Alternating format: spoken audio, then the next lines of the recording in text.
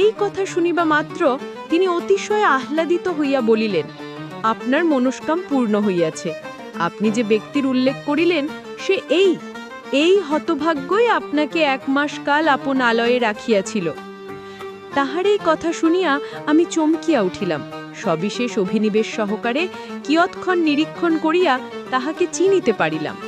আহ্লাদে পুলকিত হইয়া অশ্রুপূর্ণ নয়নে আলিঙ্গন করিলাম। তাহার হস্ত ও পদ হইতে লৌহ শৃঙ্খল খুলিয়া দিলাম এবং কি দুর্ঘটনাক্রমে তিনি খলিফার কোপে পতিত হইয়াছেন তাহা জানিবার নিমিত্তে নিতান্ত ব্যগ্র হইলাম। তখন তিনি বলিলেন, কতিপয় নীচ প্রকৃতির লোক ঈর্ষাবশত শত্রুতা করিয়া খলিফার নিকট আমার ওপর উৎকট দোষারোপ করিয়াছে। তজ্জন্য তদীয় আদেশক্রমে হঠাৎ অবরুদ্ধ ও এখানে আনিত হইয়াছি।